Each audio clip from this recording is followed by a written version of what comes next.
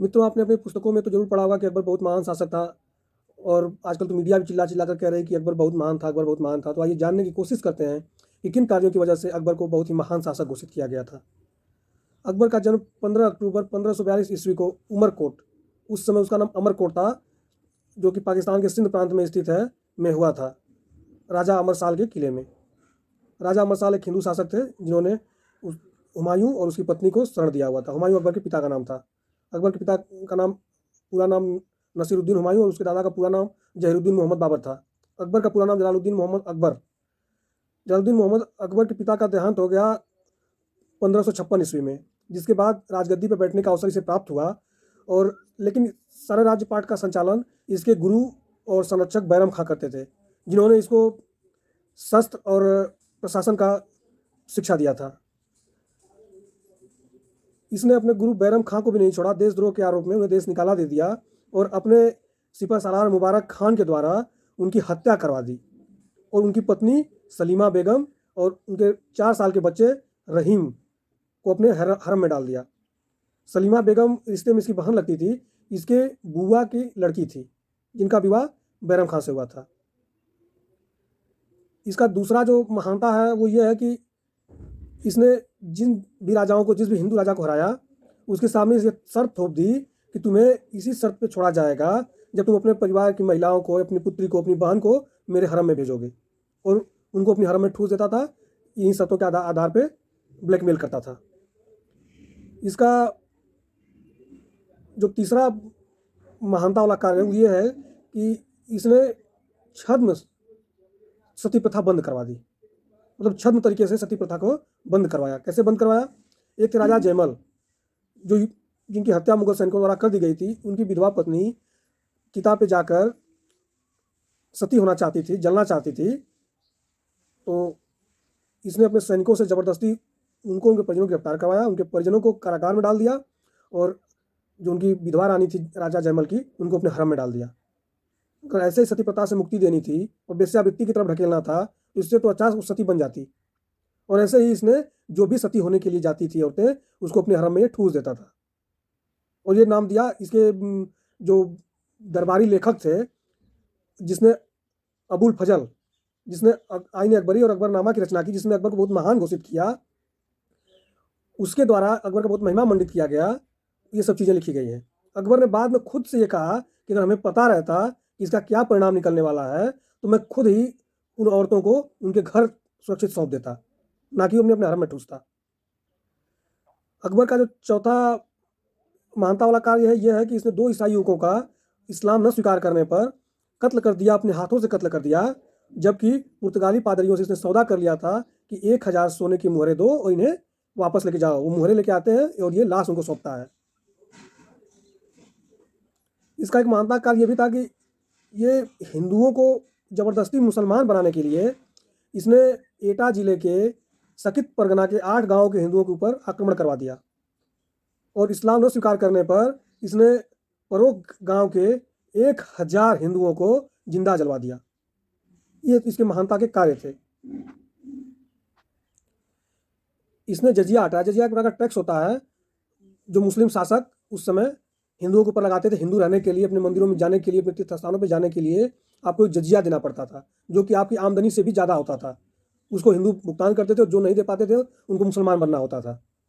तो इसने 1563 ईस्वी में जजिया हटाया, दिखावे के लिए, खुद को उदार दिखाने के लिए, सेकुलर दिखाने के लिए। और 1575 ईस्वी में इसने पूरा जजिया को फिर से थोप दिया हिंदुओं के ऊपर, क्योंकि इसे लगा कि इससे तो हिंदू मुसलमान नहीं बनेंगे और टैक्स की भी कमी होने लगी। तो इस तरीके से इसने अच्छा बनने का दिखावा ढोंग किया और फिर इसने जजिया दोबारा थोप दिया।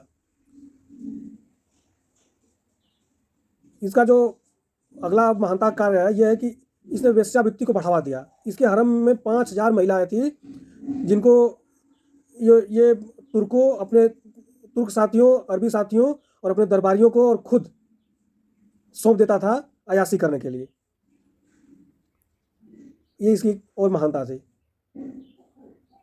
इसकी महानता एक और थी कि इसने खुदा रोज नाम का त्यौहार शुरू किया, जिसमें अपनी प्रजा को ये जबरदस्ती दबाव देता था कि अपने परिवार के महिलाओं का नग्न प्रदर्शन करो।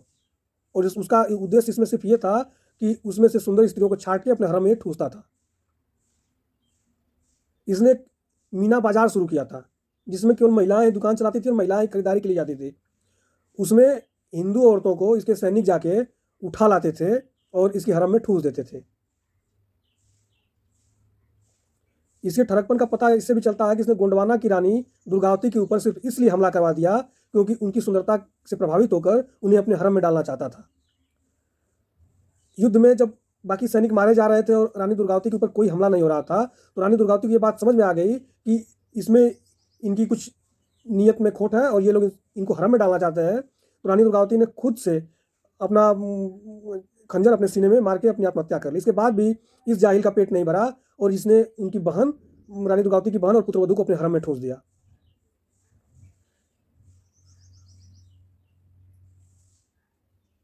अकबर का महानता का अगला वाकया यह है कि इसके सिपह सालार हुसैन खान तुकरिया ने हिंदुओं के ऊपर एक टैग लगाने का, एक बिल्ला लगाने के लिए आदेश जारी किया कि हिंदू अपने सीने पर, अपने कंधे पर, अपने हाथ पे एक बिल्ला लटका के चलेंगे, जिससे ये पता चलेगा कि वो हिंदू हैं और उनके ऊपर जब ज़रूरत होगी अत्याचार किया जाएगा और जब ज़रूरत होगी उनसे टैक्स लिया जाएगा, उनकी पहचान के लिए। अकबर का कारनामा यह भी है कि एक बार इसके सेनापति थे मान सिंह, वो बंगाल में एक मंदिर का निर्माण करवा रहे थे। अकबर को जब ये बात पता चली तो अकबर ने उस निर्माण कार्य को रुकवा दिया और आदेश दिया कि उसको मस्जिद में परिवर्तित कर दिया जाए, बदल दिया जाए। इसका एक सिपह सालार था आसफ खां, उसने इसको चिट्ठी लिखा सारंगपुर विजय के बाद कि मालवा और निमाड़ को हिंदू विहीन कर दिया गया है, और इसका उल्लेख विंसेंट स्मिथ नामक इतिहासकार ने अपनी पुस्तक में किया है। एक बार थानेश्वर के दो समुदायों में विवाद हो गया, जिसमें एक कुरु था और दूसरा पुरी समुदाय थे। दोनों अकबर के पास गए अपने मामले का फैसला करने के लिए। अकबर ने यह कह दिया कि आपस में युद्ध करो, जो विजयी होगा उसका यह स्थान हो जाएगा।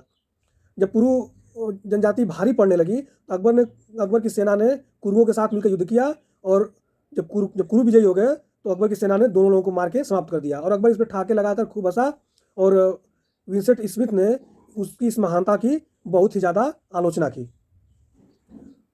अकबर बहुत बड़ा शराबी था और एक बार शराब की नशे में खुद को ही तलवार मारने जा रहा था।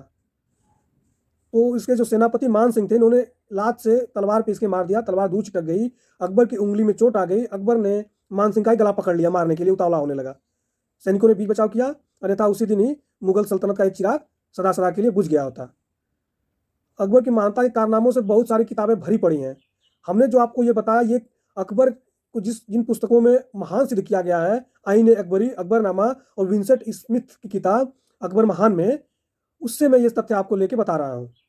अगर महानता यही होती है तो हमें, अकबर की महानता एक और ये भी थी कि ये कभी भी हिम्मत नहीं कर सका कि महाराणा प्रताप से आमने सामने युद्ध कर सके। सदा अपने सेनापतियों को भेजता रहा, कभी खुद आमने सामने युद्ध करने नहीं गया।